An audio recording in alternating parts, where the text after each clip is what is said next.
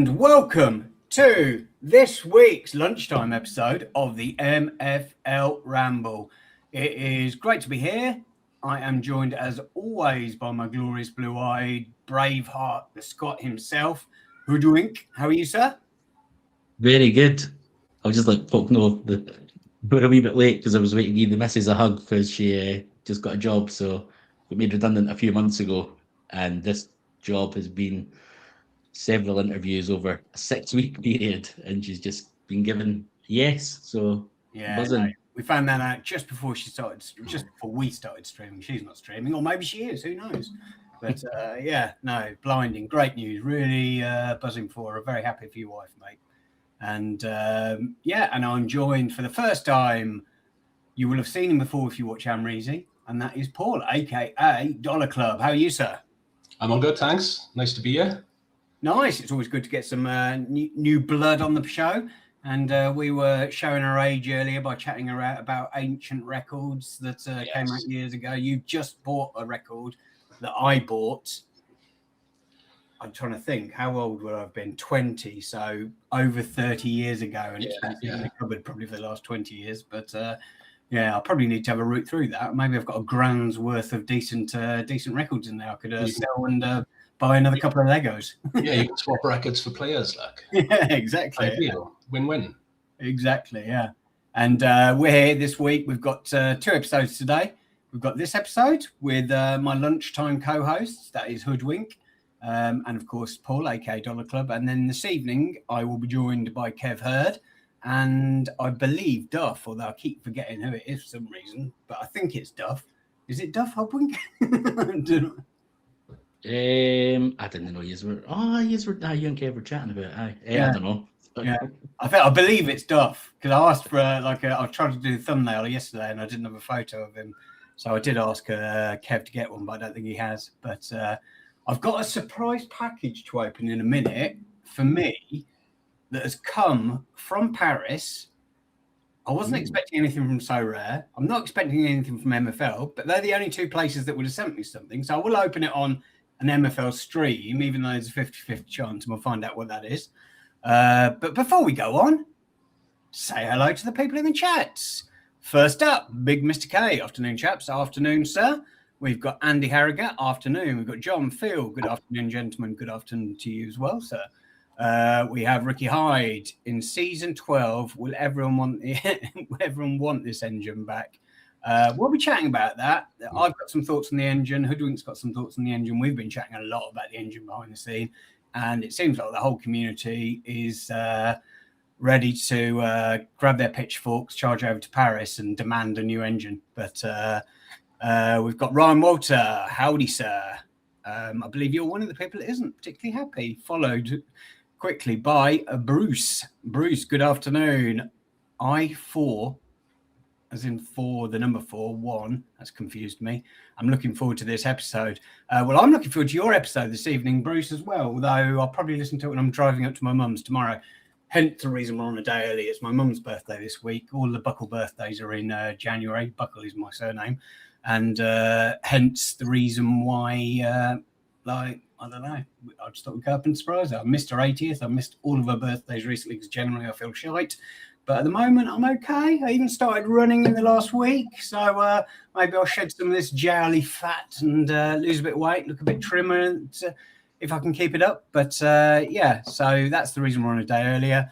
Bruce, another man who's not happy. I suspect, the feeling I get, the rumours are that he will be going on mad rants this evening on Yorkshire TNXP. I suspect that to be the case. Although, to be honest with you, it's like that most weeks, isn't it, lads? So we've got Solid Lard. That's what I'm going to start calling him from now, rather than having to pronounce that. So I don't even know whether it's close. But congrats to Mrs. Hoodwinks from Solid Lard. I did ask him just literally before we started streaming to dive out, give her a big hug and a kiss and say that is from the Ramble community. So all the love that's coming through the chat has already been pre-passed on to Mrs. Hoodwink.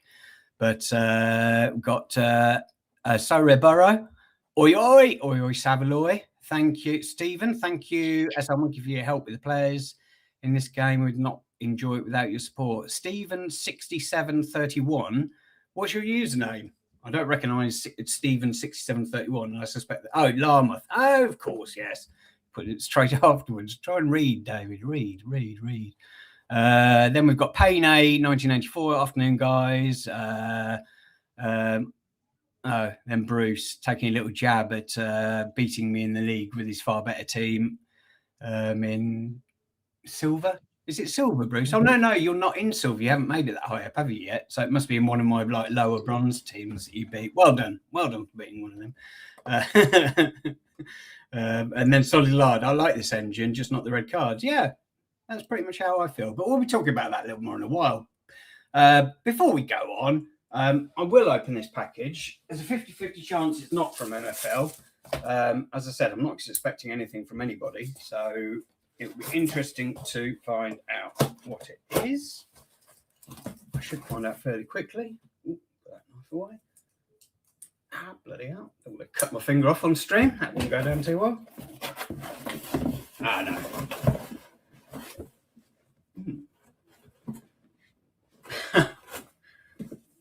It isn't. It's so rare. Beautiful. I believe that feels like a deflated football. Smells like a football as well. You know that like new football smell, that sort of rubbery smell. But thank you very much. There and but you're not going to open it. I don't know. You know. Oh, you know when you Can't leave us in the lurch like that. Sorry. Yeah. It bloody is as well. We see your flat balls. Yeah. Monkey's flat balls. Signed by Kylian Mbappe. So red 26, Kylian Mbappe. Nice. Now I'm going to buy a pump to pump that up to never use it. I will do that.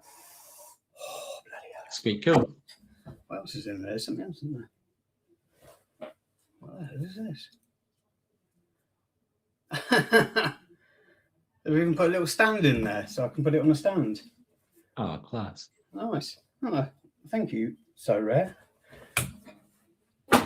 I'll post a picture of that online and thank them later. That was very much appreciated. God, my hands stink of football now. Anyway, that out of the way. Apologies for anybody that doesn't play that play So Rare, but a little interlude from them, but we appreciate it all the same. I think that's everything. Plan for today. We're going to chat a little bit about Dollar Club, how he's going on, how he's finding the game at the moment. Is he still buying players for $1, or is 10 Cents Club the new name, the rebrand coming next season? But then we'll be chatting briefly about our seasons. We won't go through all of our clubs. We'll try and concentrate on the ones that are important to us, because otherwise it tends to ramble on for a little bit too long. And then we will go on about the engine. We've got some thoughts. I know people in the chat have got some thoughts. I hear whispers on the street that Ryan Walter is not a happy chappy. I know that Bob isn't happy. I mean, literally, it would be easier at this moment to say who is happy, but we will go through it anyway. We'll give our thoughts. So before we move on, Paul, welcome to the show. And tell us a little bit about your strategy for people that don't already know about it. I'm assuming most of the people here do, but some of the people may not. Yeah, it's pretty straightforward, really, I guess. Buy dollars for a player. Buy dollars for a player. Oh my good lord! Buy players for $1 or less. I originally started playing the game back in season 1, playing it properly, but I got a bit bored. I didn't fancy spending that much money on players. I had a break, and then I don't know. I just decided to come back and try something different. But originally, I was just going to buy one license, buy kind of 25 players for $1, hope they progress, try and sell them, and then for every $1 I make, try and buy another player. But this escalated pretty quickly. So I've now got 14 teams. I've got plenty of money in my reserve to buy $1 players. I've kind of stopped for now because I'm generating enough MFL that I can open, obviously, lots and lots of packs every season. And I'm assuming they're just common packs that you open up, are they? Yeah, well, normally I was opening common packs, but I was running out of... I didn't have enough licenses in Flint to field all of those 40-somethings. So I did start buying some... I was buying the common 50-54s. I did that the season before last, but this season I actually opened a few limited packs. Because I didn't particularly need any more players. and I wanted to strengthen my main team. So I did open a few limited packs. The other thing I did is I actually started buying some older players for $1. Goes completely against kind of what I'm trying to do, which is progress players and sell them. I've gone now to just one main club, which is where all of my best players end up. I noticed you bought another club last week. Is that going to be your main club, or is Dollar Academy Barry the one? No, so this is the other thing. So I've had a few main clubs. I always get a license, which means more to me, or is closer to home. Cardiff is the main one I wanted. I'm a Cardiff City fan. I started finding some Welsh licenses, which took ages. I kept missing them, or they were too expensive. So I've now got 5, and I've sold a few licenses, and I didn't want to end up loading up with licenses, so I sold a few to swap them out for Welsh ones. So yeah, I've got 5 licenses at the moment, which Welsh ones, and the Dollar Club Cardiff is my main club.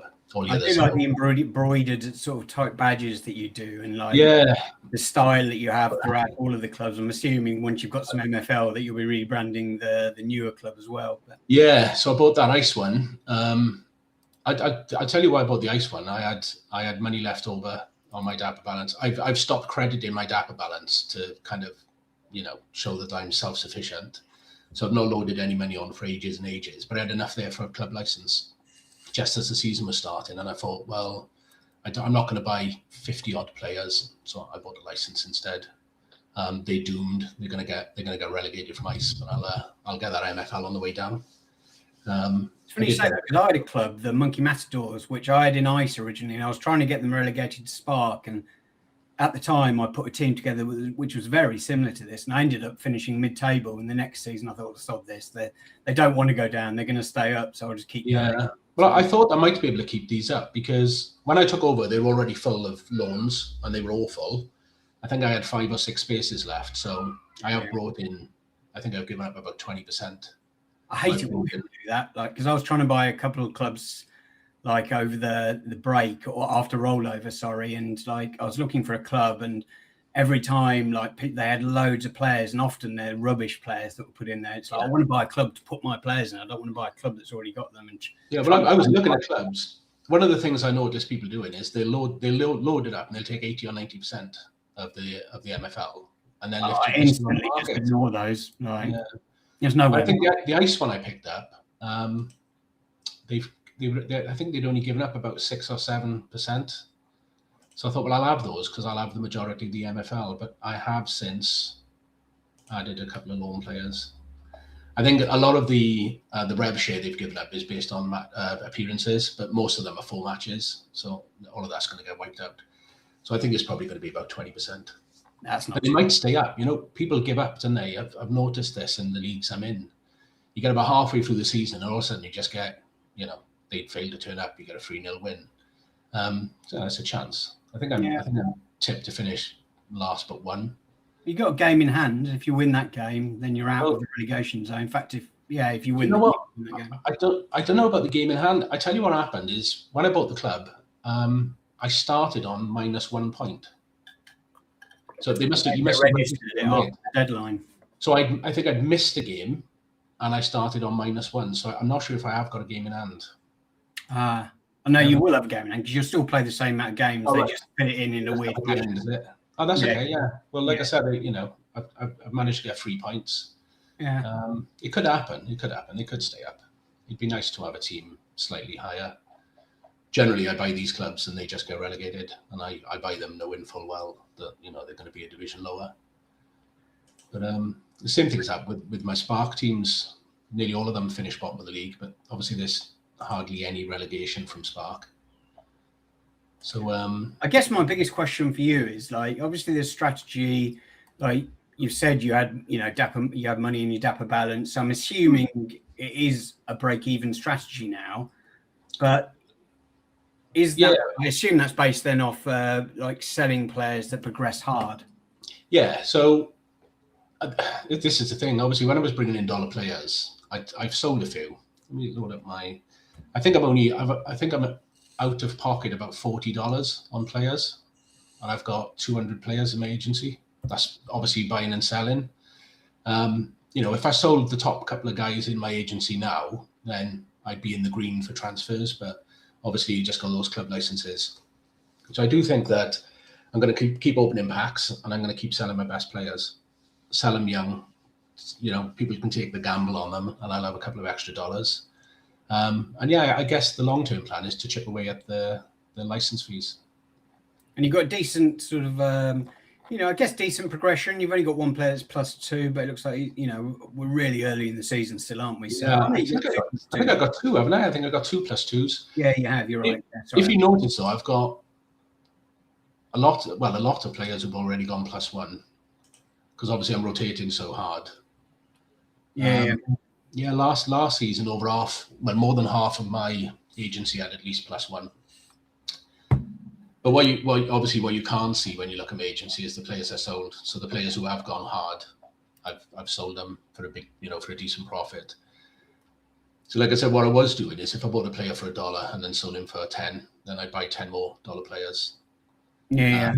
But then you get to the point where there's no market, obviously, for these kind of like low 50s, mid 50s. Nobody really wants to buy them if they've got any age. So like I said, I think that's why I opened the limited packs last season. I landed lucky because I packed, if you look at my youngsters, I've got Tarantino, who is my 21-year-old CM.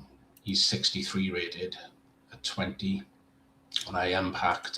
good balanced stats as well. And I unpacked Olaf Anders as well, who's 20. So, like I said, I can sell those 2. I have kind of got a deal already lined up for Tarantino. I'm just waiting for somebody to put the offer in.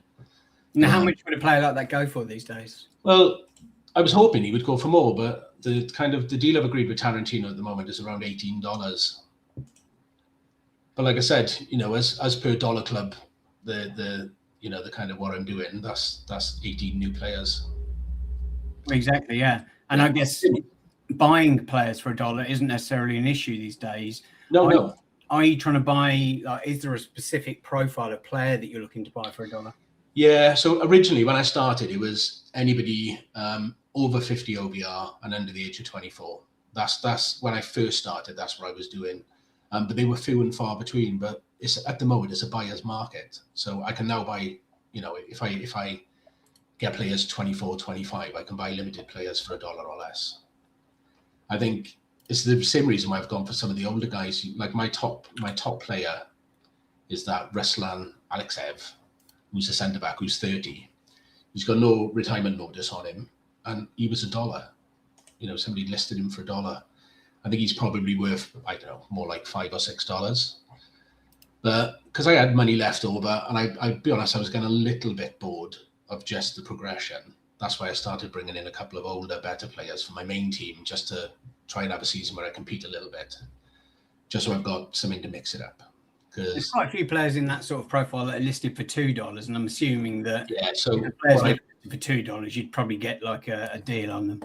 Yeah, I got a couple of searches set up. I tend to look for $2 players and sometimes $3 players. I've got a couple of the email notifications set up where when certain players are listed, I get the email comes through saying, this player might be interested in. That's where I picked up most of my good deals. But when I started, I think my best player was probably a 54 OBR, and it's been 4 seasons, and now I've got an agency which is full of limited players. I've obviously still got a lot lower than that, but I've got full teams out now which are limited. Whereas before, I think when I had my first limited player, that was a massive achievement, and now I've got plenty and an uncommon. So. Yeah, I think I'm still going to be selling. I'm not selling like I was, because I was literally flipping players for $1 and flipping them for $2, which is why I managed to build up, the agency pretty fast.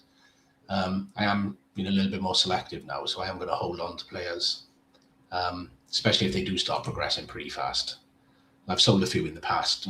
I may have sold them for $8 and they've just rocketed. And I keep a track, on my watch list, I keep a track of all the players I've sold so I can still follow them, still see what their journey's like. And there's one or two on there I wish I hadn't sold, but yeah. I'd hate that. I never look back. I kind of do, because it helps with what I'm doing, I suppose. It it works both ways. Sometimes I sell a young player who's not progressed at all, and I get to check them and see that they still haven't progressed, and then I think, oh, well, I made the right choice there. But yeah, occasionally I'll sell one and they fly. But yeah, take the money when it's on the table. I suppose you can be proud that you started your career. Yeah.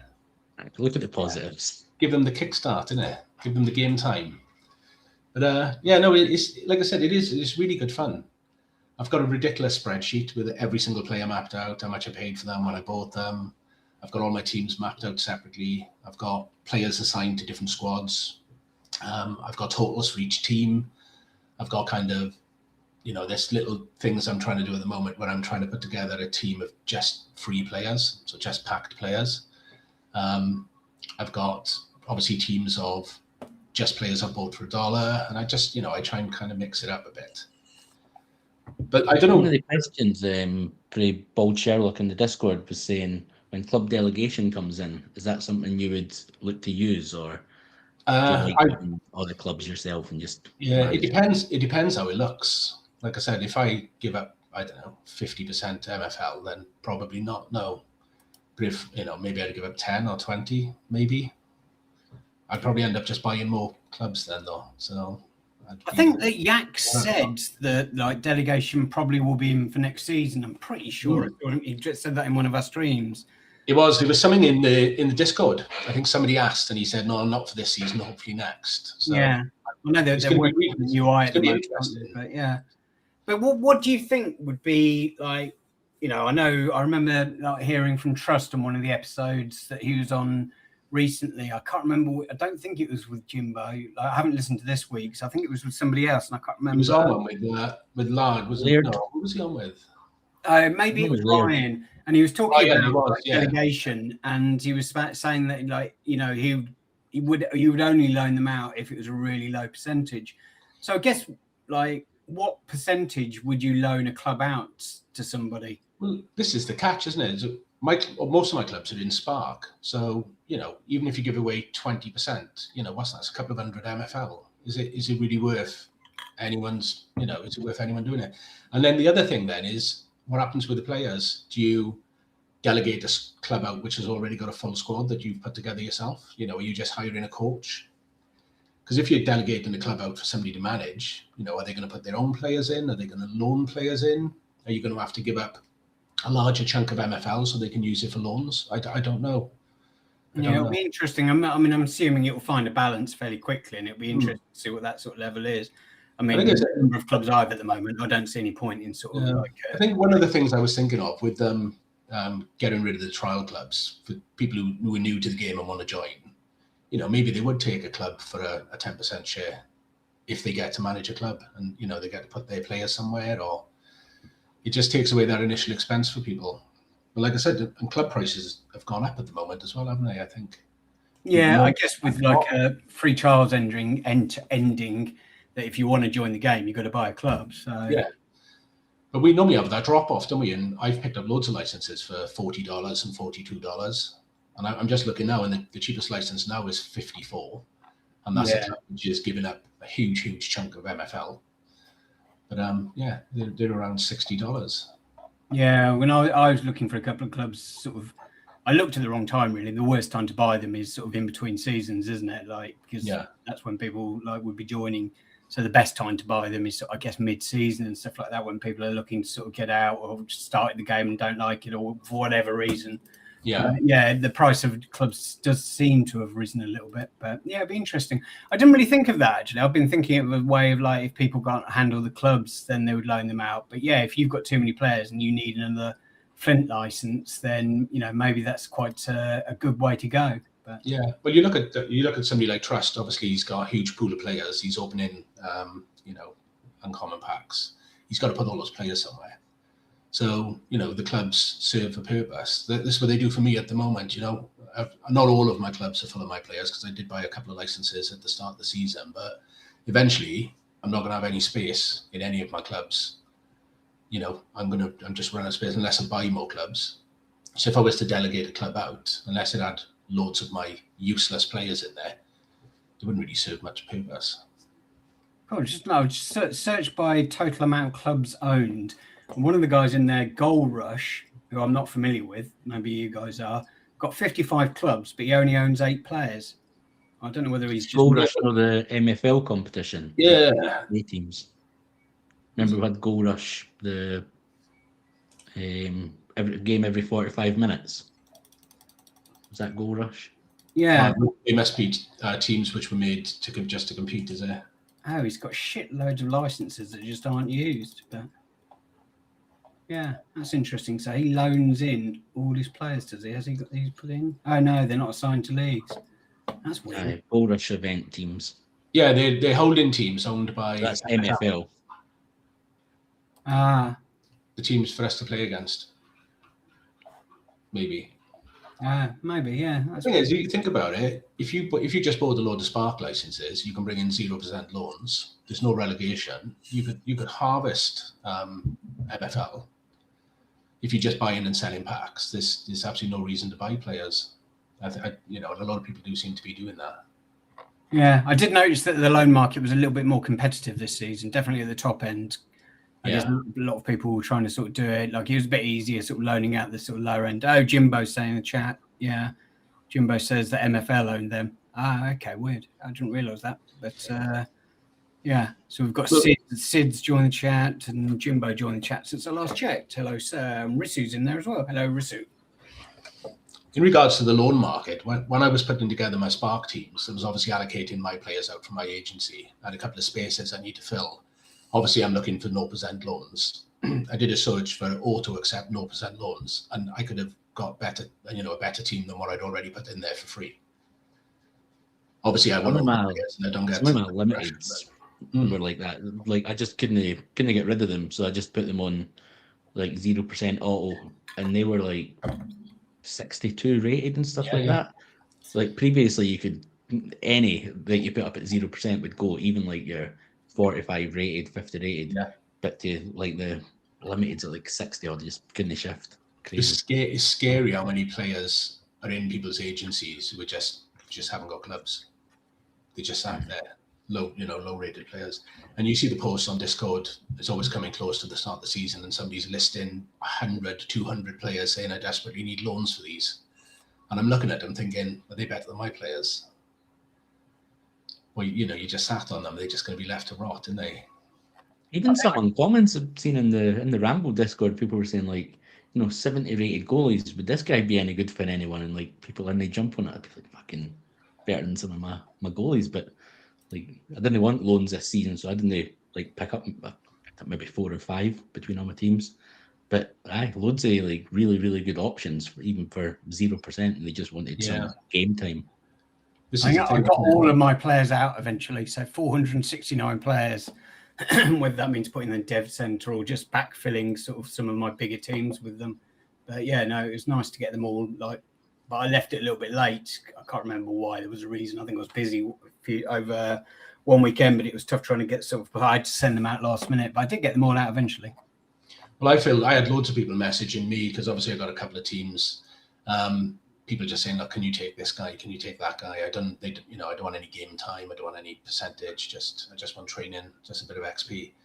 And I ended up I think all of my teams are stuffed full of 25 players, and there's just loads and loads of loans, which I've got no intention of ever playing, just to help people out.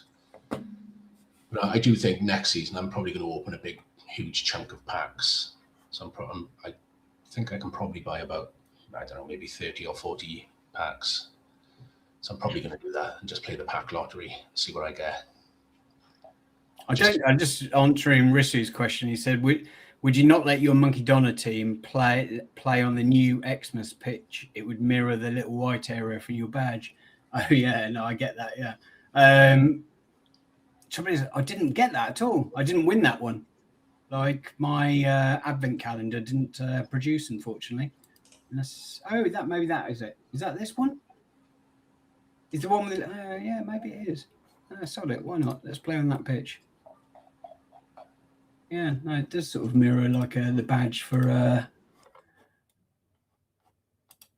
Monkey Donnas. A little bit of white around his nose. I don't know what that is, but anyway.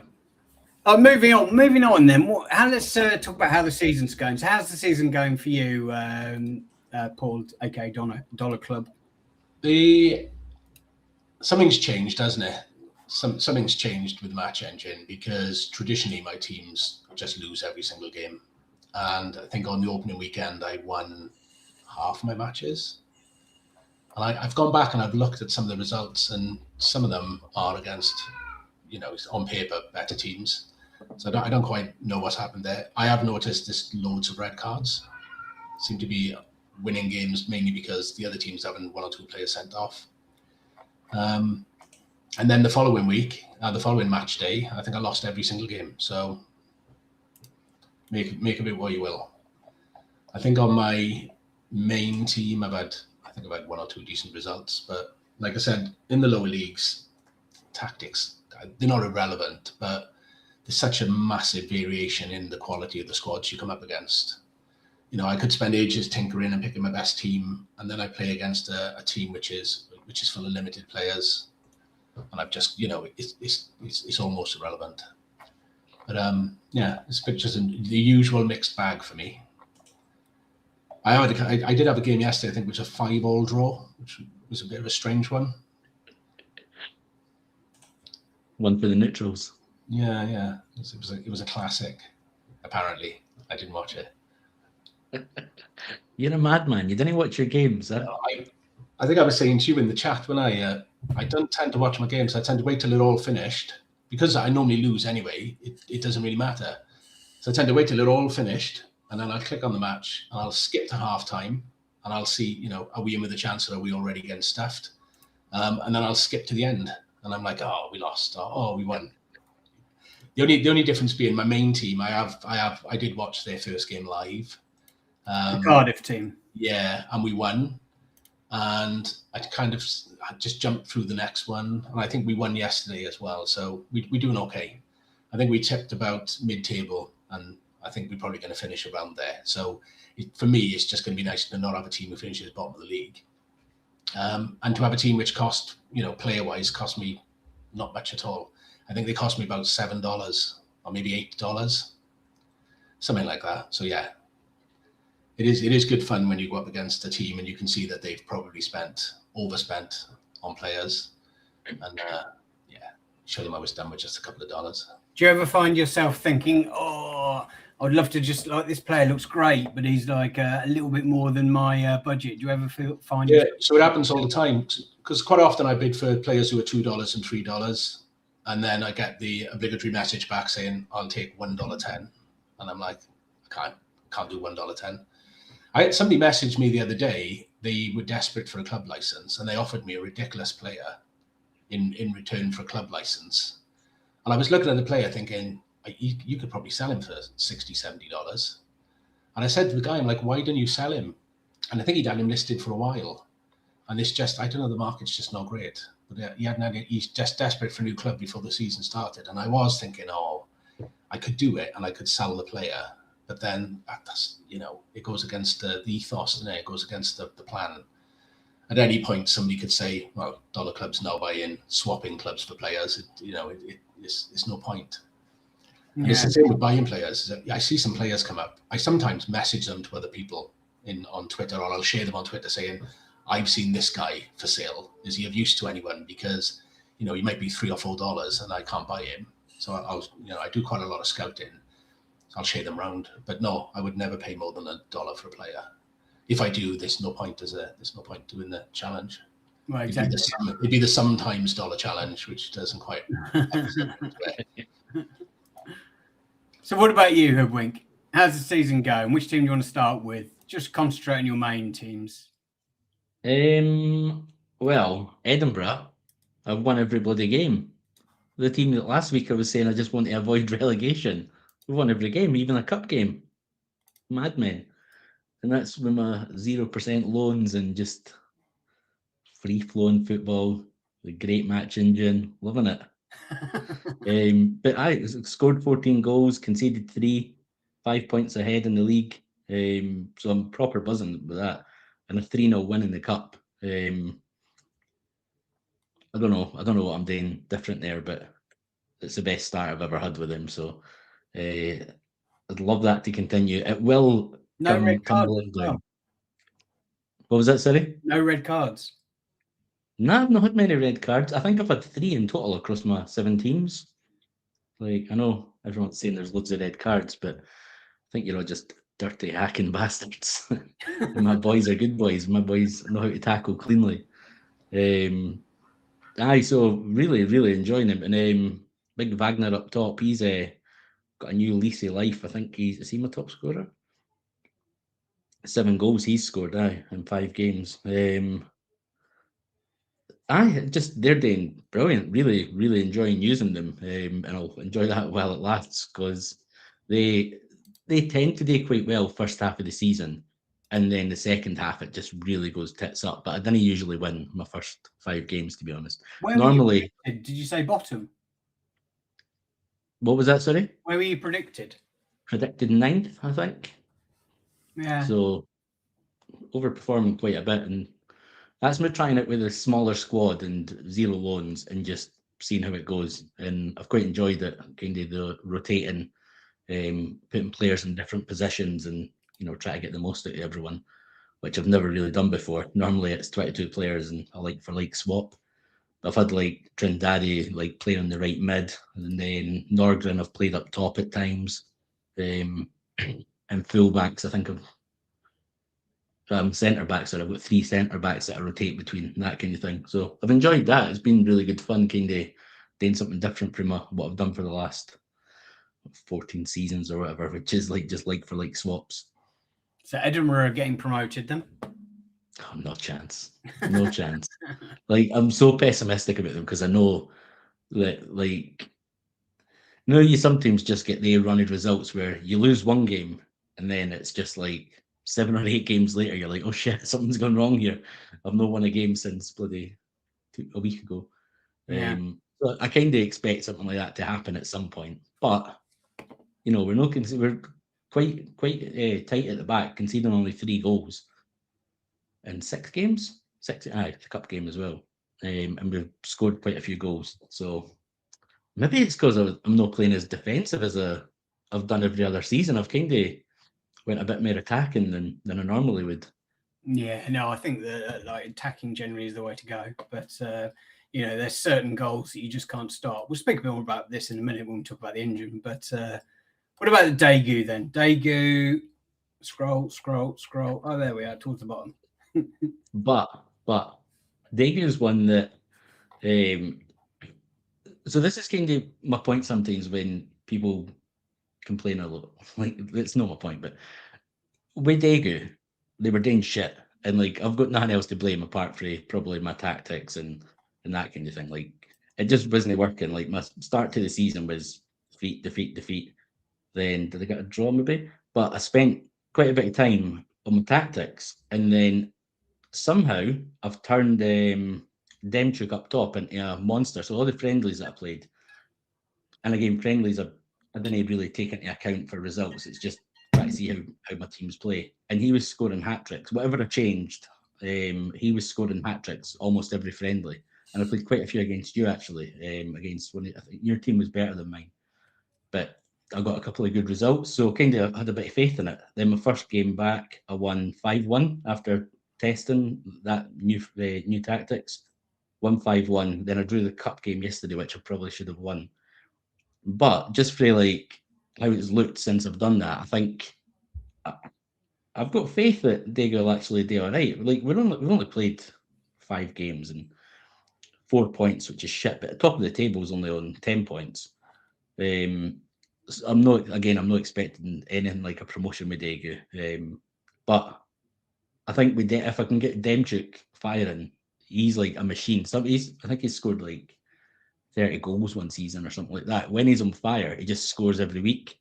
And something like that is where I think I could kind of move up the table with him. But it's not been a great start. But this time next week, we'll be moving up. Nice. Maybe. In the chat, Ryan Walter says, being able to work the engine and having a good engine are 2 very, very different things.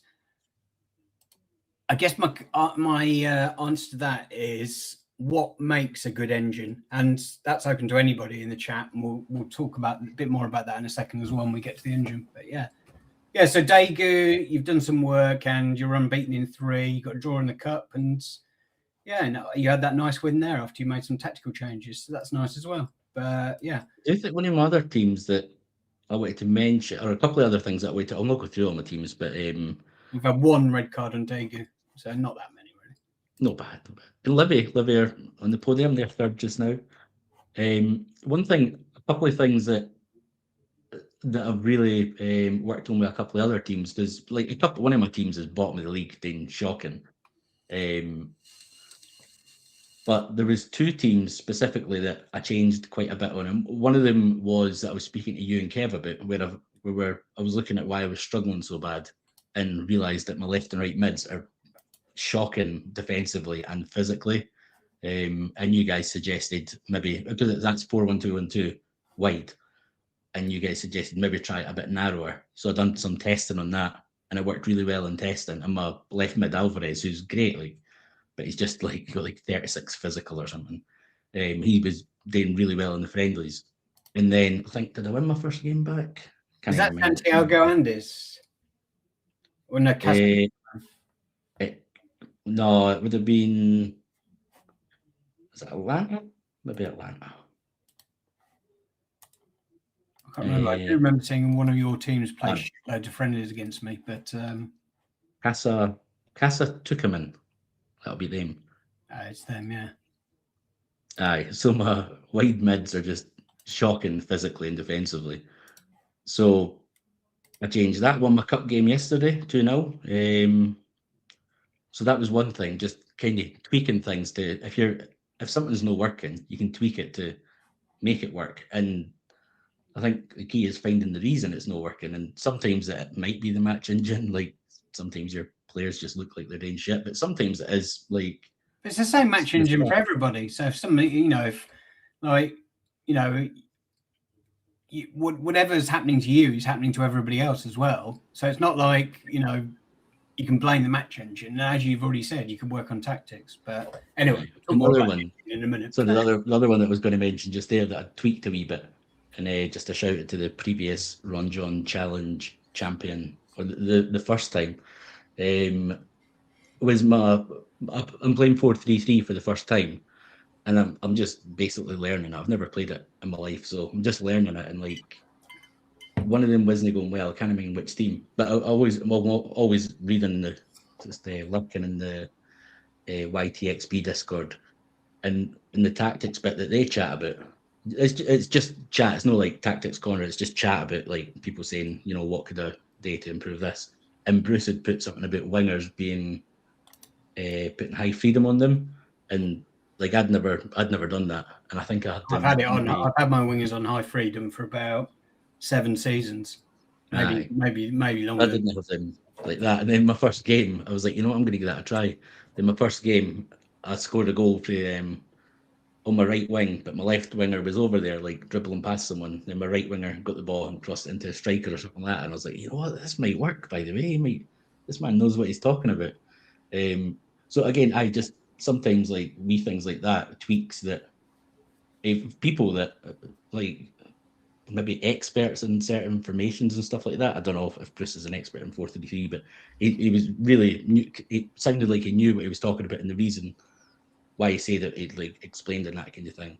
Yeah, and then I just love it from they tend to as you just said, one winger. Often sometimes they'll switch sides.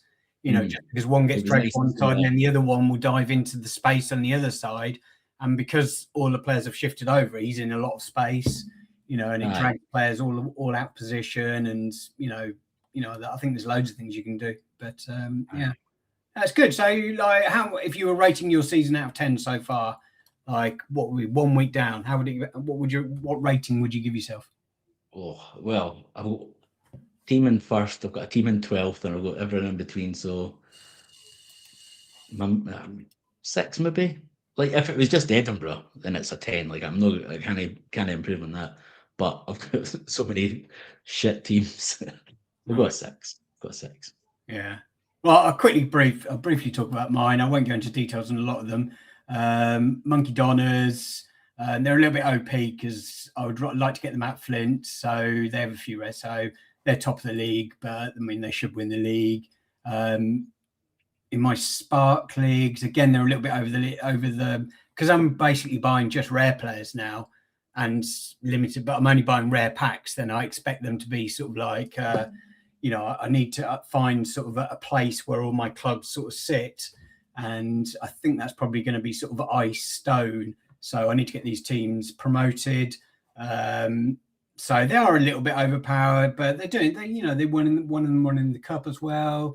Monkey Donna's lost, Monkey Mary's, they are top as well, unbeaten, only got conceded 1 goal. I think there are a couple of teams in that league that are fairly similar strength to me. Beat Newton Heath in the cup yesterday. Who do they belong to? Oh, Bruce. Sorry, Bruce. But get the jab in early because I'm suspecting after he beat me 4-1 in I can't remember which team, one of the bronze teams, that he'll be speaking about that a little bit this week. But Monkey Berbers, where are they? They are, again, a little bit OP for the league, but there are a couple of teams that are quite close to me. They are top as well. Then we get to the stone teams, and they are sort of relatively balanced for the division. Obviously, they were predicted top half finishes. I don't know, I'm going to check these. Vikings, they're top now as well. Nice. Can't complain there. And I have done a lot of tactical tweaks over the last sort of few days based on sort of stuff that we're seeing in the engine. And a lot of the stuff I'm doing seems to be working. But Monkey Thunder, they're top as well. Okay. Decent start. Matadors, where are they?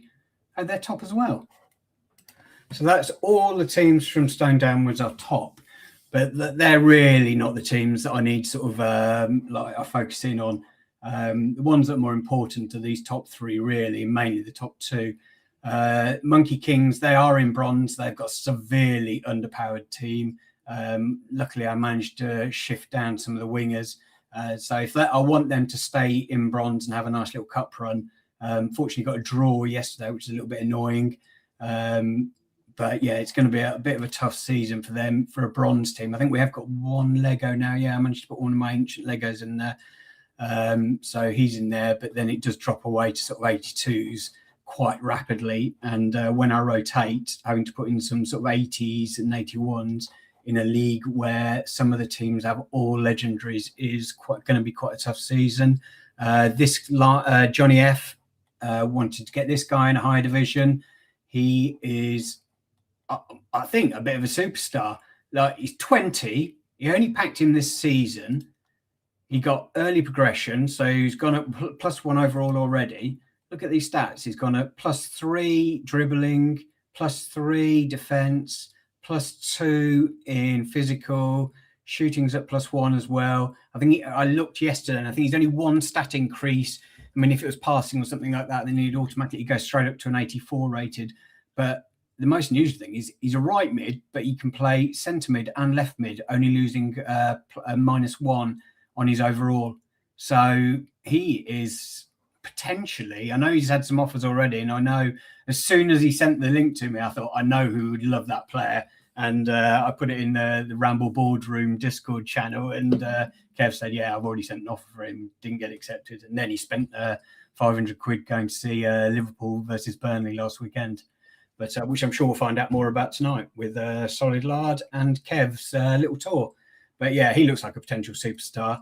But yeah, it's like a team which I just hope has enough gas in the tank to survive. I need to actually remind me, I do need to tweak their tactics a little bit based on some of the stuff that I've decided may be true in this engine. Monkey Fire, they again are a little bit underpowered for the division. I think we were predicted 9th, currently 3rd, and our only loss, unfortunately, came against Black Mamba. Well done, Bruce.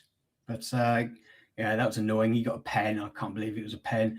But anyway, they are currently 3rd of the table, and I don't know where they'll finish. It depends whether I can sort of, find more tweaks in this engine which make the team sort of deliver more points.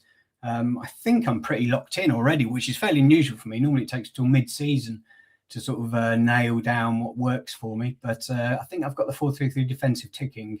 It certainly doesn't mean I'm going to win every game, because some of the teams are a little bit underpowered. Then moving on to Funky Monkey, decent team. There's a lot of very good teams in this division. Like, I've got a squad of sort of, pretty much exclusive legendaries now, but they aren't sort of particularly high legendaries. And some of my backups sort of, does again drop below that. Some of the teams have got like 90 plus players in there. It's just tough. They were predicted 8th or 9th as well. So the fact we're 4th and we're still unbeaten in the league, fortunately lost yesterday in the cup. It does look like, after last season getting quite lucky with my cup draws, where it looks like I was at the top of that tier for the cup, it looks like I've scraped into the bottom tier of the cup above. So it is going to be quite tough in the cups, but hopefully I can get a few on some nice runs. That's fairly decent. So I'm happy with that. And the Magic, I mean, some of the teams in this league is just absurd. But Tijuana Terriers, owned by Sturge. I don't even think they've got the strongest team, but they have got a decent team. I think they're 90s and 90 pluses. Oh no, he's now got he must have got progression.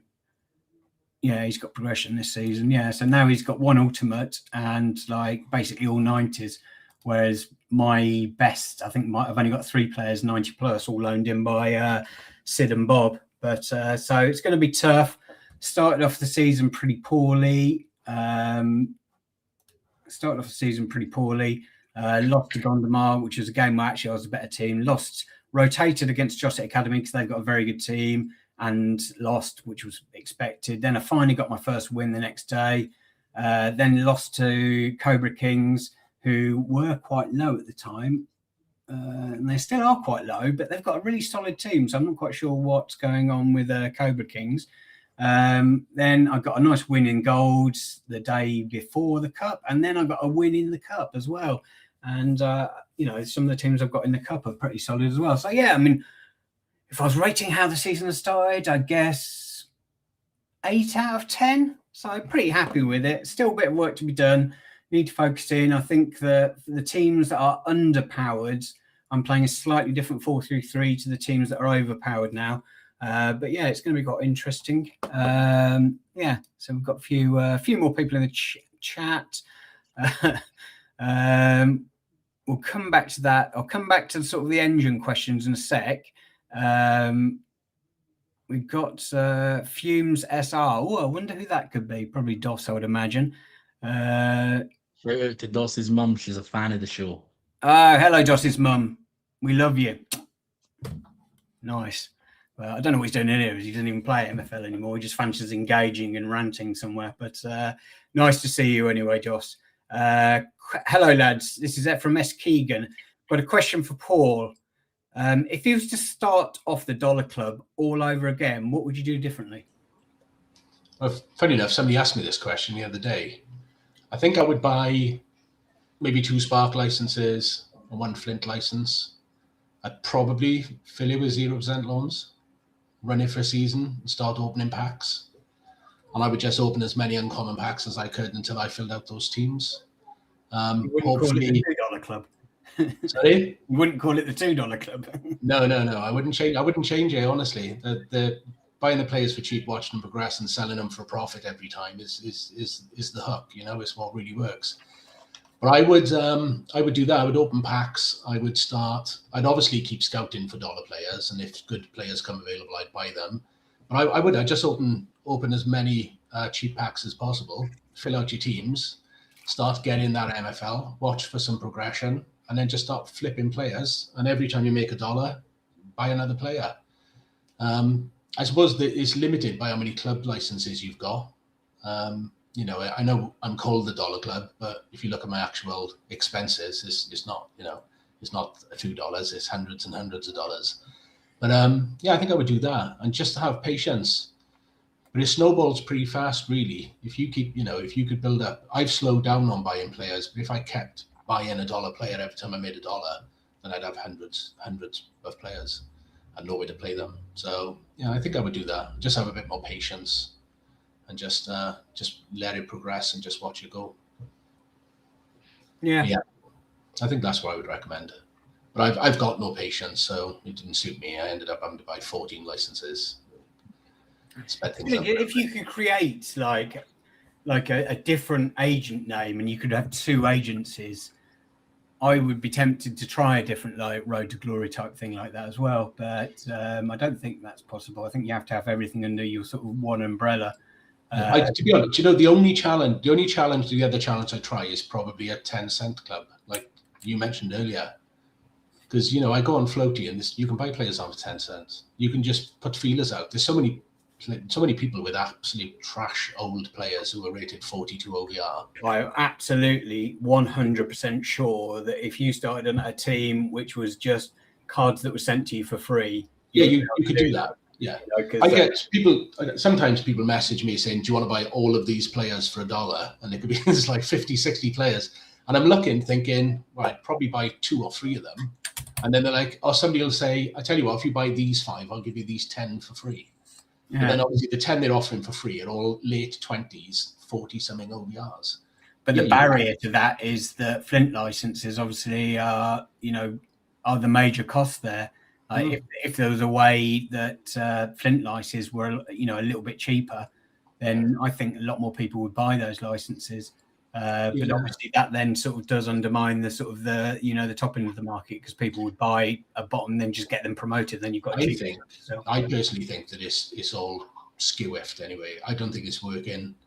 The amount of people who've got Flint clubs, they buy in Flint clubs and then they loading them up with uncommon players and and all of these rare players.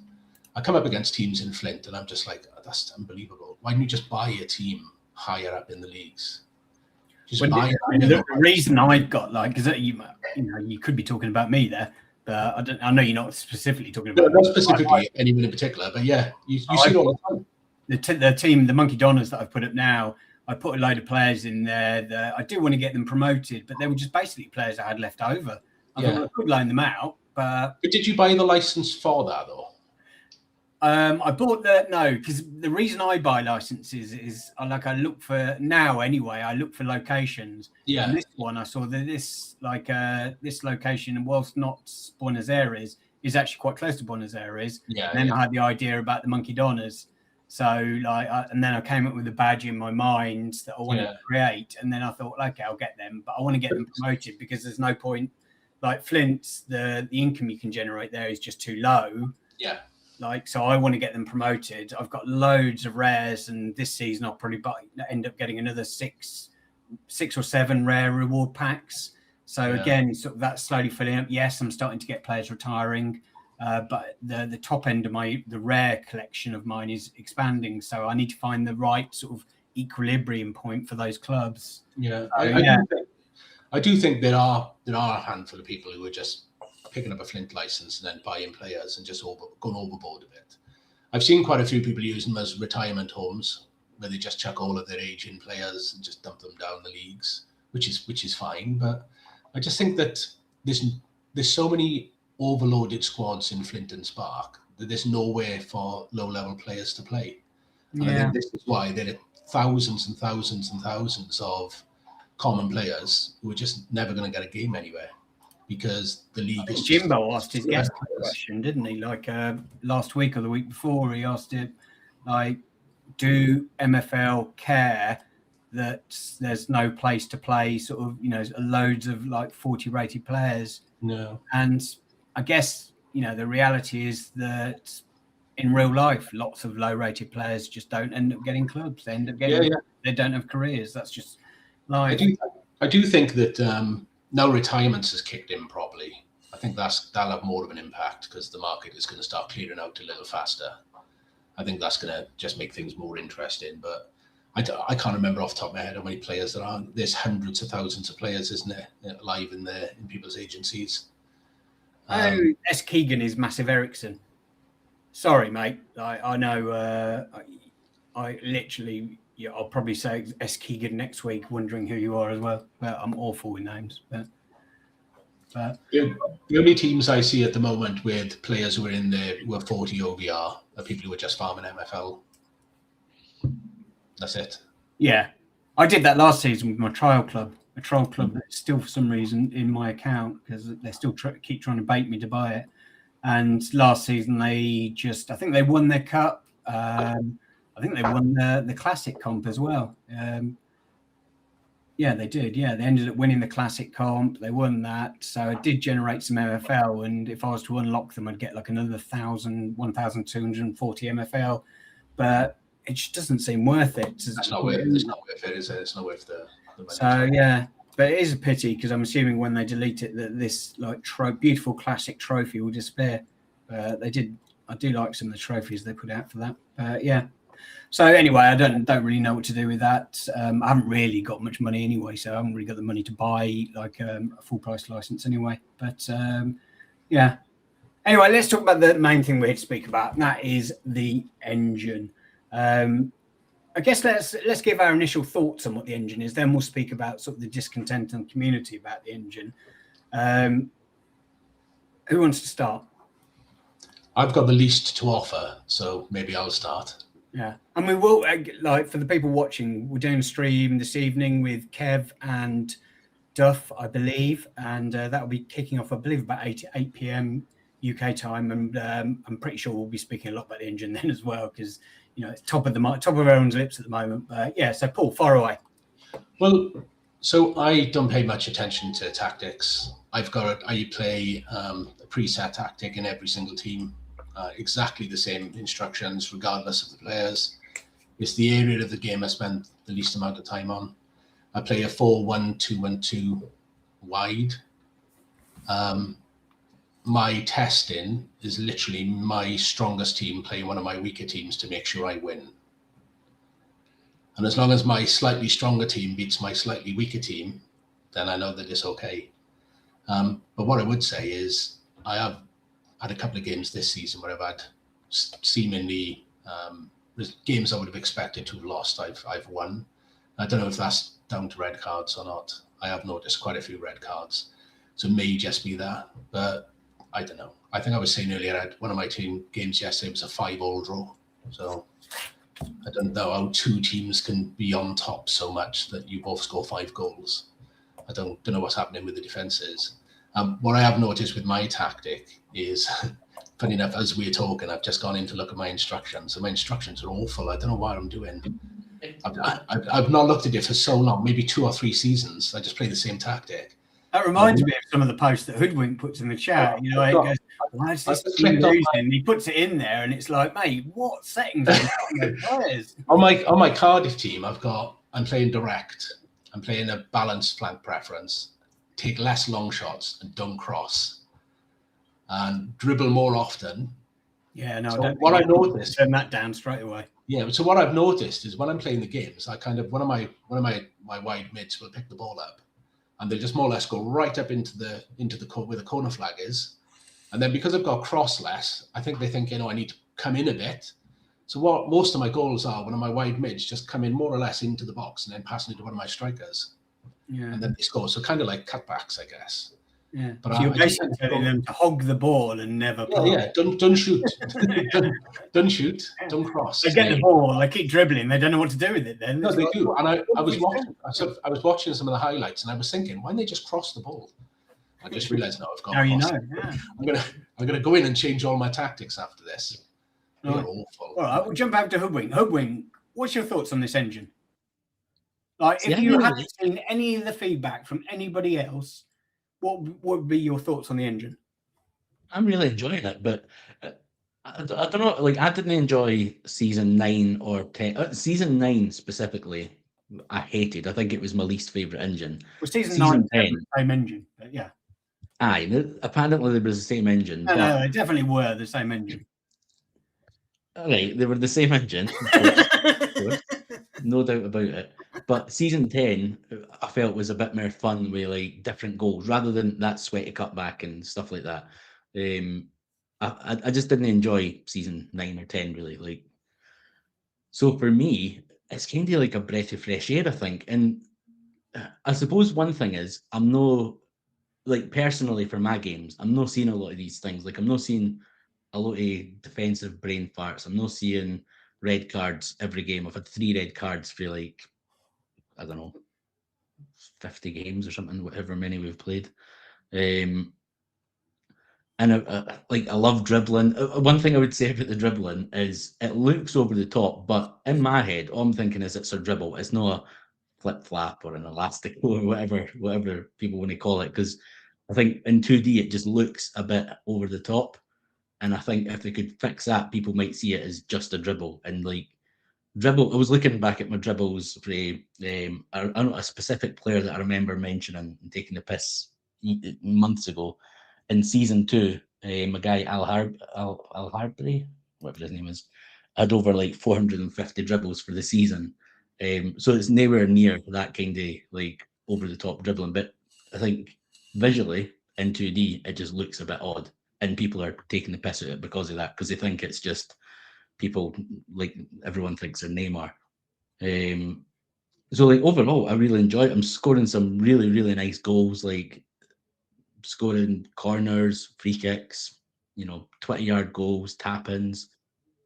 And like goalies, like I think with goalies as well, sometimes I think they look a bit shit in 2D, because sometimes it looks like your goalie's just went straight at him and he's just chucked it in the net. But actually, I'm assuming that's just, again, in 2D visually it looks like that, but it's the goalie's got a hand to it but no kept it out type thing.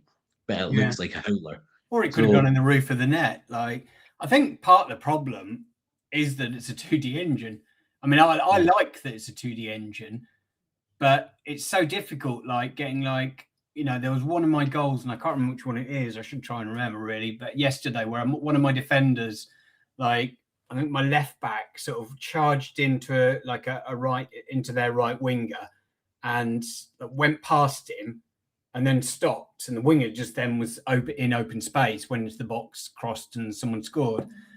Now, I'm assuming if like a lot of people would have posted that in Discord, what the fuck is happening? Why is this defender ran out of position and doing their nut over it? But for me, I looked at that and thought, well, maybe he just tried to tackle, like missed the tackle, the defender went past him, and then of course he's going to stop because he's on the bloody floor. So, what do you do in those sort of cases? But overall, I like it. And like, I know we'll talk about like when people have complained about it, and there's a lot of legit complaints about like, and whatever I say, like I'm not going to say that I'm right about someone's complaint, because there's a few like specific examples, because I think really you need that, rather than like the MFL Discord is just, it's a lot of people just, they're complaining, but they're not actually giving links or examples or saying what's happened. It's just joining like the pile on for the engine. Whereas actually, specifically, especially in the match engine feedback, if people put the links, then I've like had a proper look at it, and some of them I can explain. Like Duff put one, I think it was Duff that put one saying it looks like the goalie's taking a throw in, which should never happen. So I clicked on the link, had a wee look, checked the first goal, and actually it's an indirect free kick for like just outside the left hand side of his box. So straight away that's one thing that looks stupid, but actually just a few seconds before that, it's just a free kick, like goalie playing it long.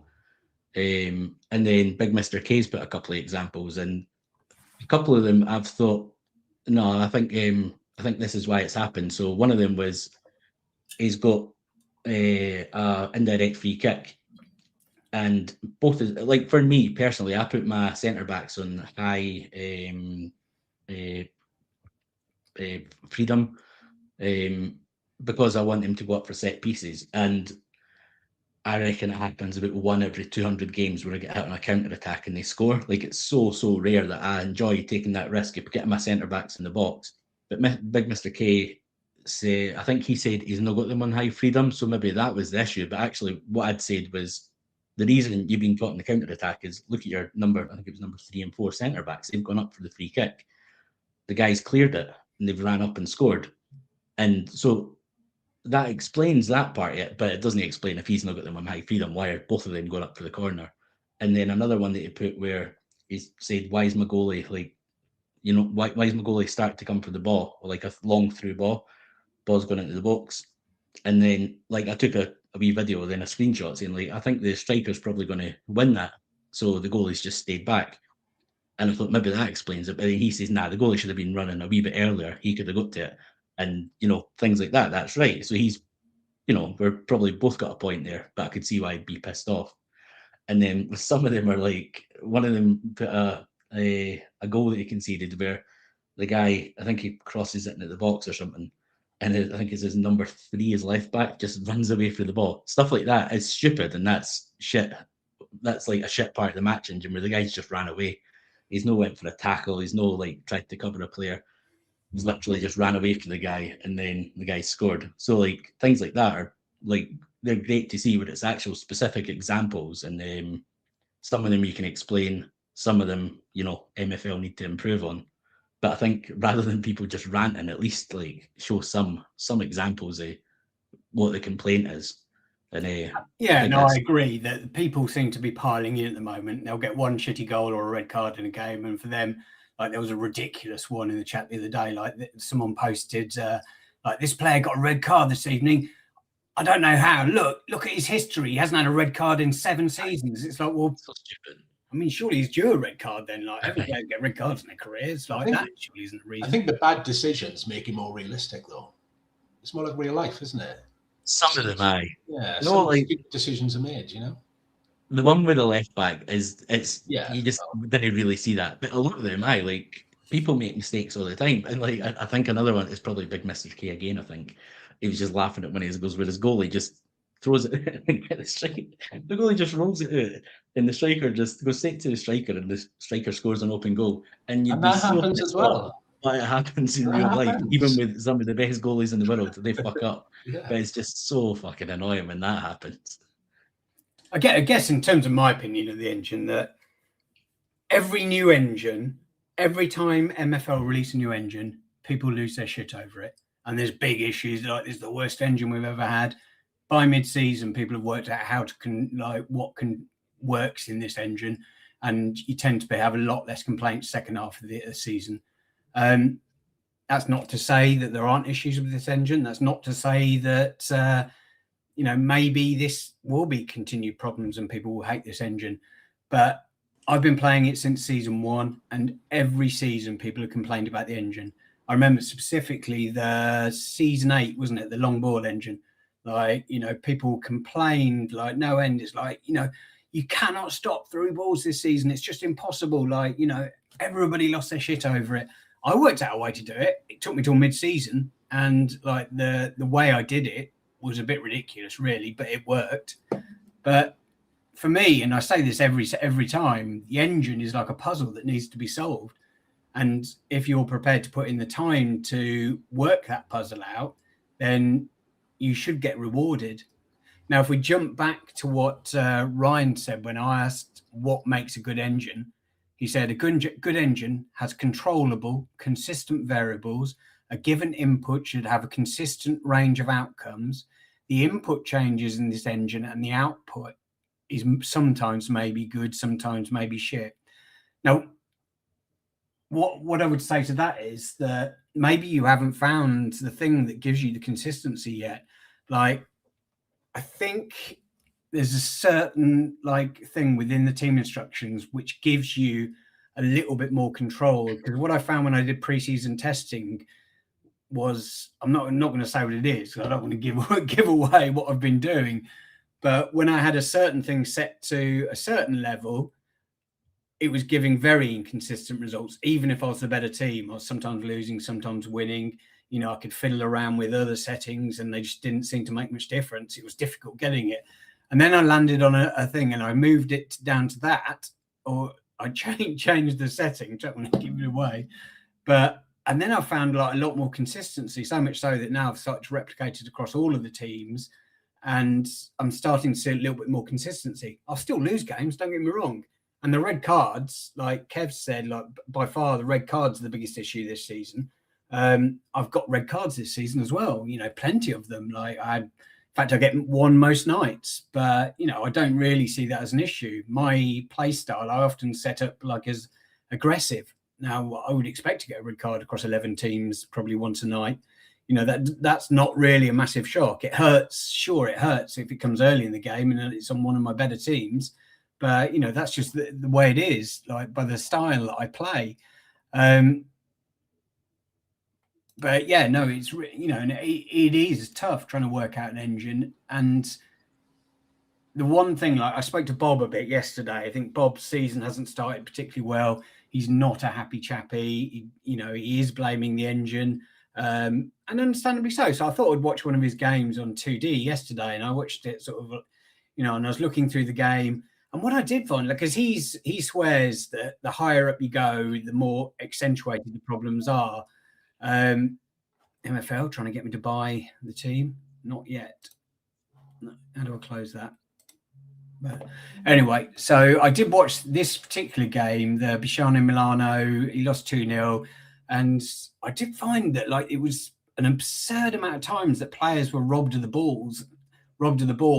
And players tended to sort of congeal in sort of a certain area and all sort of bunch around as if it was a high school game. And I haven't really noticed that in my games. So I don't know whether that's just because they were playing sort of fairly narrow formations. I don't know. It's difficult to tell. I tell you what's interesting, just sorry to jump in. I tell you what's interesting though, is I think people sometimes forget they're playing against real people. So a lot of us come from football manager backgrounds where you find a tactic, it's nailed on, you start dominating every game. I think some people forget that real people are trying to counter what you're trying to do, especially at those higher levels. If you've got a game where everybody's grouped together on the pitch, doesn't that just mean that somebody's found an absolute counter to your tactic? Therefore, you're just cancelling each other out. It is possible, definitely, yeah. Rather than just, I've got a wicked tactic, I should beat everyone. I think people forget sometimes that you're up against real people who are also testing the match engine and trying to find a way of beating you. I know, Bob, some of the issues that he had with it, he said that, wingers, are very inconsequential this season in Diamond. I disagree, hard disagree with that. I think wingers, obviously I haven't got the experience in Diamond, but my wingers have been my best performing players this season. But so I guess maybe it comes down to settings, but it is so difficult to tell. And obviously Bob's experience, maybe he would have the same thoughts if he was winning, or maybe he wouldn't. But I think that the thoughts on this match engine have been blown out of proportion. And I think there are ways to find consistency, which is what most people are moaning about. And I'm sorry, I'm not going to give it away because we're early in the season. And if it is what's giving me the consistency, and when with this consistency, I can then make other changes which do reflect within how I'm playing, how the teams are set up, or do deliver on the pitch, then, I don't particularly want to give that away too early.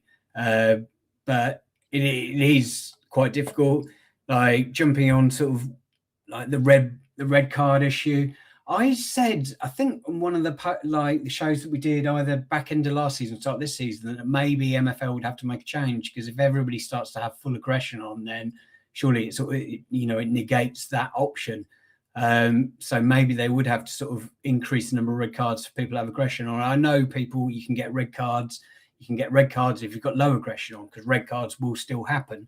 But obviously there's a higher percentage over the course of a season if you have high aggression on. Maybe they have increased red cards a little bit. Maybe that is something they've done deliberately.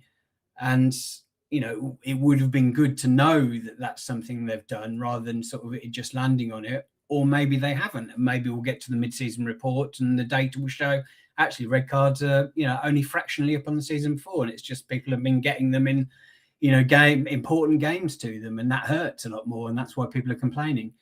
So it's very difficult without seeing the whole picture. And only MFL can see the whole picture. And I'm sure that they will be, collating the data and looking at it. And, I think defense is still an issue. We do sort of have some sort of weird defensive actions. And even if you sort of, we're looking at it from a 3D point of view, some of the stuff that happens, is a bit off. But MFL have said that, defense for next season is their main sort of what they're working on.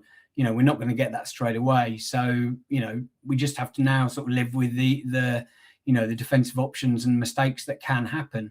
I've seen sort of defenders jump from here to suddenly here, and then back again and stuff like that, and those sort of things are sort of errors within the system that, hopefully that they can patch for the next season or work on. I think goalkeepers, I haven't really seen too many of those sort of deflected goals.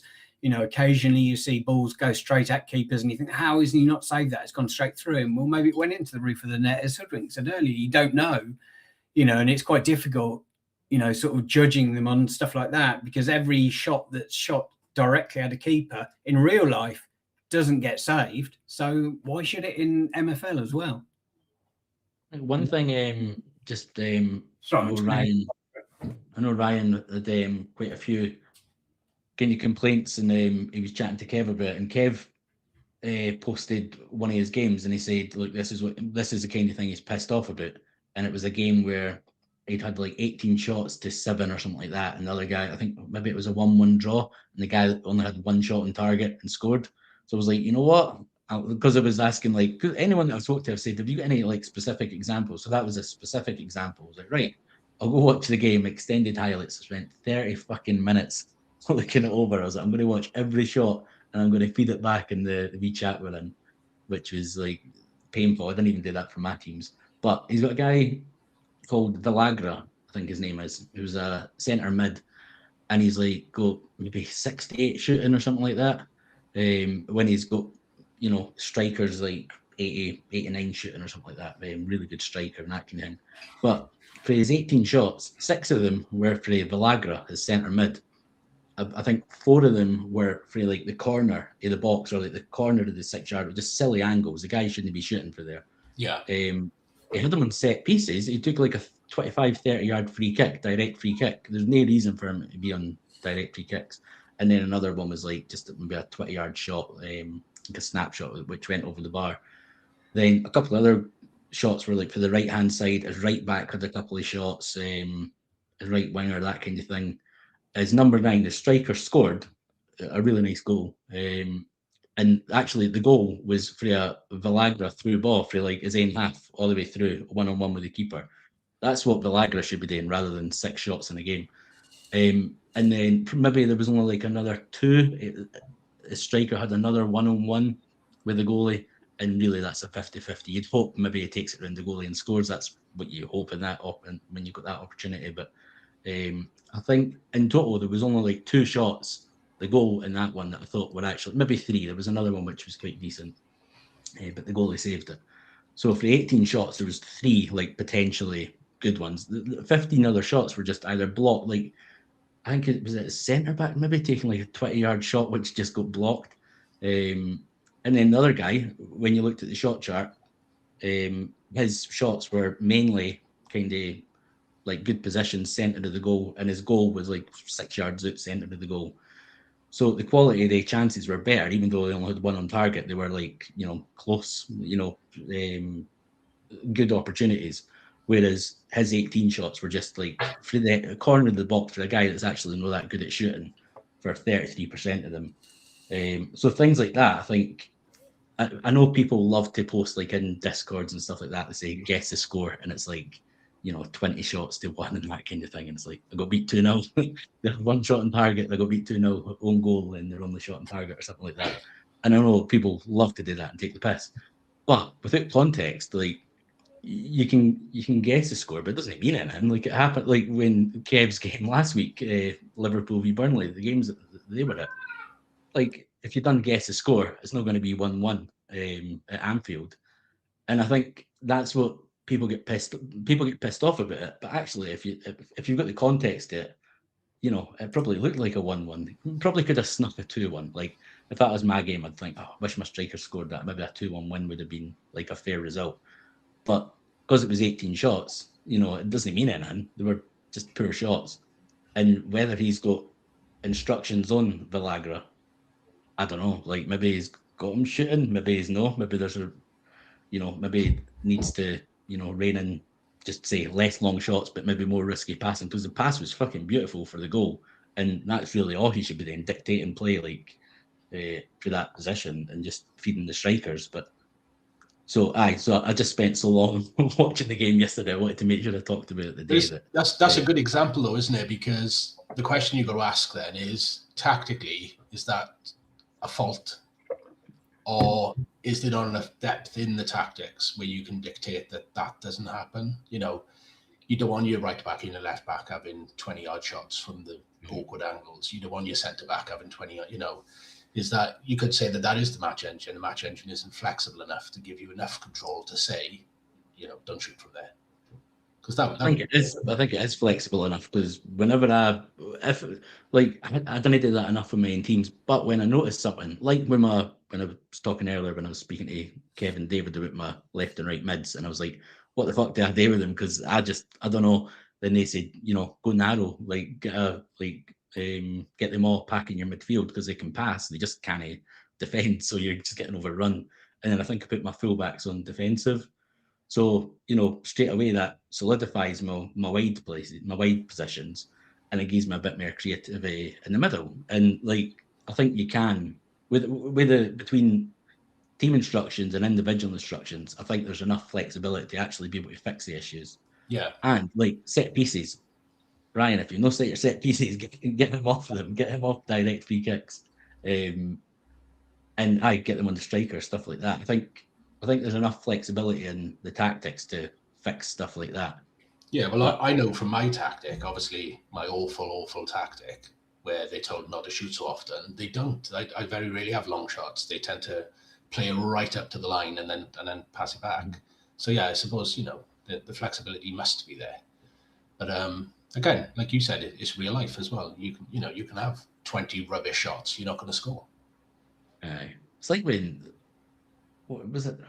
I remember him. I think it was when David Moyes was manager of Man United and we were playing Fulham, and they had 90 crosses or 100 crosses, something like a silly amount of crosses, one every minute or one every 30 seconds, and just kept going, and it's not working. Sometimes you've got to just decide, all right, this doesn't work for my team or specific players and stuff like that, and can you change it? That's gonna, one wee tweak can easily change a whole, how your whole team plays.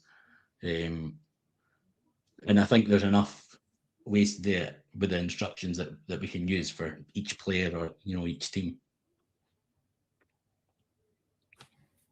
Just looking at some of the goals, I mean, I haven't really seen that much that's egregious within sort of the engine anyway. There is some stuff that we've seen. I think that red cards definitely, they do feel like they're increased, but then maybe that's variance. I know Kev said earlier, if only the match plans for red cards. I think Kev and I both agree that we'd like more trigger points for match plans, maybe based on XG or total shots. So if you're drawing at if you're drawing at 60 minutes, but you're getting absolutely panned, you don't want to then go more attacking because you just might be more likely to lose the game. You'd rather go more sort of defensive, and if you get a red card, you'd rather go more defensive than go more attacking. So I think more trigger points than just a score line, would make match plans more useful, and hopefully we'll get them at some point. So for red cards and either shot differential or XG differential, something that you potentially could use to show whether you're the team that's on top or whether the opposition is the team that's on top, because again, it really sort of makes a lot of difference to how you want to do it. I know Kev said that he dialed his aggression down and then received way more red cards, but unless you're running hundreds of games, there's no way to know. I would imagine that you still get red card. You could have dialed it down to the absolute lowest and still got more red cards than you got an aggression just over 5 games. But over the longer period, over 100 games or 200 games, that wouldn't be the case. So it's very difficult to sort of tell from that. Got Ryan Walter was talking about one of his goals where the player sort of crossed and it went through a few players. But again, balls do that, especially when they're going into the box. If it's not with enough pace, it could go past people. It doesn't necessarily, just because they're within the vicinity, doesn't necessarily mean, 1, they're facing the right direction, or 2, they're in a position to even stop the pass. So, again, it's really difficult to tell. So I think people just need to stop nitpicking all the little things within the engine. It's so difficult to sort of tell with some of those things. We know there definitely are problems that, there's no, MFL have admitted the problems with the defence and they've said they're working up for next season, but it's so difficult to sort of work on that. I just think that people need to sort of do more work within testing and like either testing against a team where you know they've got everything set up correctly, so not just a random friendly, because you could be going up against a team that's got no instructions in, or they've just put some weird, like, 100, like the team fully pressed forward. You just don't know, so you've got to try and work, within an environment you could control. And for me, that was having Monkey Magic play Funky Monkey, because I knew I could get them to similar OVR, maybe plus 10 difference, and then I could play around with it from that point of view. And so for me, that was a controlled environment for testing. And the tests that I did have absolutely sort of been replicated in the real games. So, sometimes it's quite difficult doing testing. I know a lot of people just click the play friendly game, but for me, there's so little information you can draw from that. You just don't know how they've got their team set up. But maybe if there was more controls that you could put in there, like test against a team that has got set up this way, then running friendlies that way would be more useful. For me, like, I want to do it in a controlled environment. And I guess to sort of jump back to what I said at the start in terms of sort of friendlies, in terms of sort of the match engine, I do think there are ways that you can find that control. Maybe you haven't found it yet, but have a play around with it and try different things and keep persisting. And we all have to play with the same engine, don't we? So I'm actually quite shocked at some of the comment, because like people are proper fuming about it, like proper fuming, like, and I'm quite shocked, because maybe it's just because I've no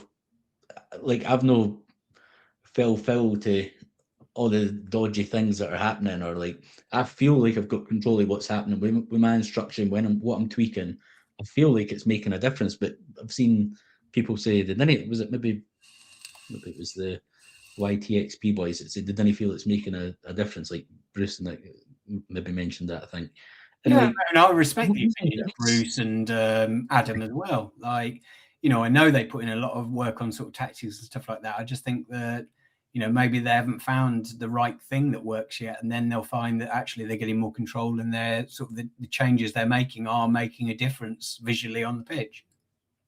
Aye. And it's funny because like I'm quite a positive person anyway, right? And like when some things I just didn't care that much about. But like I'm not always, but like I had my moment, I had a fucking rant about season 9 about my goalies being absolutely shit and like conceding the first shot on target like over 50% of the times with some of my teams and that kind of thing. So like when I want to have a moan, I'll have a moan. But like it just felt really odd being kind of really positive about the engine when people are saying, like, I think Blades put in the When Dirt Discord, like 99.9% of people hate it, which is obviously not true. It's just a bit, obviously, I think you've just been daft like saying that, but like, yeah, I mean, when you come out with comments like that, it's just a bit ridiculous, because like not everyone hates it, and the people that do hate it are generally the ones that are losing. And I know that's not a strict across the board,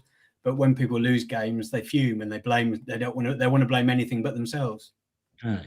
But then people saying they're winning and no enjoying winning because of the engine, and I just like I don't know. I don't get the outrage for it because I'm really enjoying it. Even my team that's like 12th in the league, like my plan is to like I've played a bit with tactics and stuff like that to try and see if that helps it. And the ones that I've done so far where they've been struggling, and then I've changed things. Like I've won like my first game back, and I feel like it's made a difference.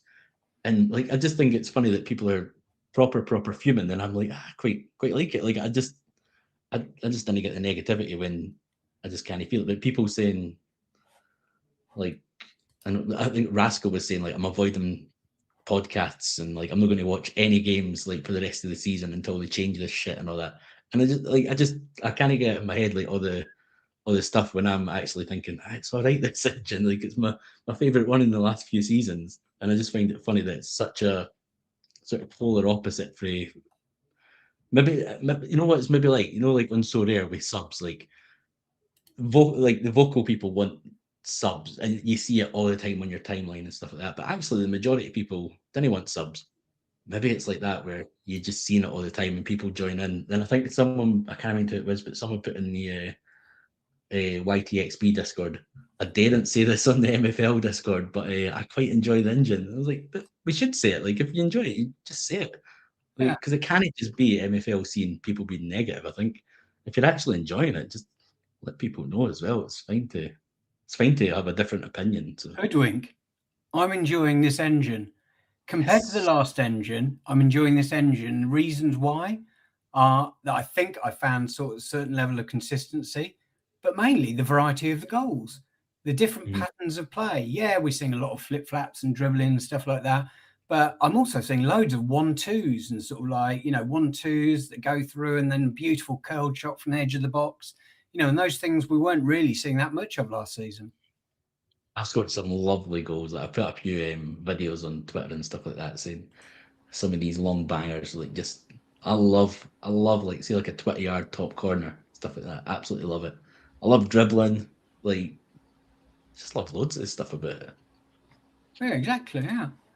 But I know there's faults. Like, I know there's definitely issues, and again, some of the examples people are posting, there's definitely issues which apparently they'll no fix for next season, because they change every 2 seasons now, which people were happy about. Like, when I said in season 9, I'd rather you improve it every season rather than being stuck with something. I don't think they've said that they won't change it for next season, have they? I think that. Yeah, I think so.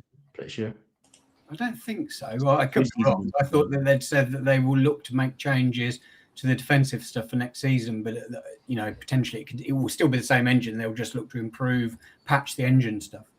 I think some things are glitches and bugs in there, so I think they can definitely iron out some of the glitches and bugs and players just being completely erratic. Maybe in the engine is it that's fixing something which probably shouldn't be there. Aye, maybe something like that.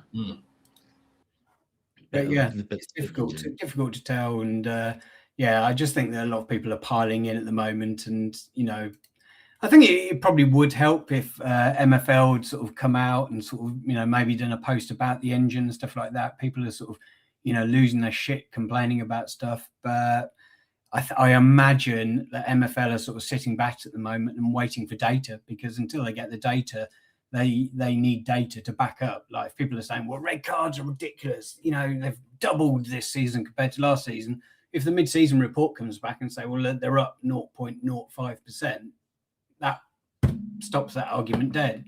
It's like, yeah, you're getting red cards. Maybe you should have got more red cards last season and you didn't, and you're getting them all this season. I have that. As I say, I think I've had 3 off season, which seems good. A lot of people that are getting them every game, apparently. Yeah. I mean, that seems a little bit on the low side. I'm getting sort of 1 a night. That is across 11 teams. But, the worst part is, like, when you get in late, like with the cup games yesterday, I got in late and there was 2 like notifications, and I didn't know. I'm assuming there were red cards, and one was a red card and one was just yellow card accumulation already. But yeah, terrible. Yeah, I don't know how you get red card accumulation, literally. And I know that player was rotated one game as well, so it's like he's got a yellow card every single game so far. Yeah. Check the individual instructions, see what he's up to. Oh, I know what he's up to. I know what my instructions are, but I just have to. He's your hatchet man. Yeah, exactly. Yeah.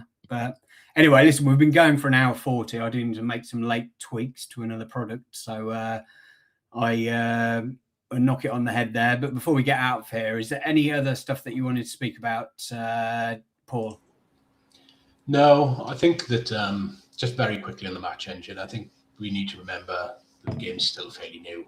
There's a small team of people working on it.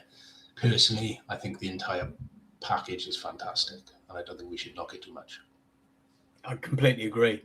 Yeah, I mean, like, people are losing their shit over stuff that's happening in Football Manager. Well, it took them 2 years to put out the product they've put out, and people are still complaining about it and losing their shit over it. So they got hundreds of staff and deep pockets. I think that. I don't play Football Manager anymore. I play this, and I enjoy this more. So yeah, exactly. So people lose their shit over all the kinds of stuff that goes on this. So what can you do? But yeah, no, I appreciate all the work they do and everything they put in. Anything before we get out of here? I think if people felt this was too positive and didn't like the positivity, YTXP, their one will come out tonight, and I think that'll be slightly angrier. So if you want your rants, tune into them. And I suspect from speaking to them, it's just that We've they been haven't found warned. that consistency yet. So, do some testing, lads. But test against teams where you can control the controllables, like what their settings are. I didn't expect us to improve the league. This testing's just different. Just use it to refine your tactics. Don't worry about results too much. Exactly. Yeah. Right. That's everything from us this week for the lunchtime show. I will be back this evening at roughly 8 p.m. with Kev Hurd and Duff, I believe. I keep saying Duff. I'm pretty sure it's Duff, but we'll be back this evening and watching a few games and cheering on whoever Norwich are playing. But love you, Jimbo. See you all later. Bye. Cheers. Bye. Bye.